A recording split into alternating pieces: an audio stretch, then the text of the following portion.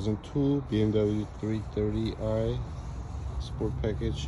Had a pretty good power steering leak. All these lines are very dried out. Replacing them with new lines, new reservoir. The main leak was coming from the rack and pinion. Got a new Marvel rack and pinion going to install. These are very stuck, not coming out. I had to cut them out to be able to get them out, both of them. Those can be a problem sometimes on these. Other than that, love these wheels. These are my favorite E46 wheels.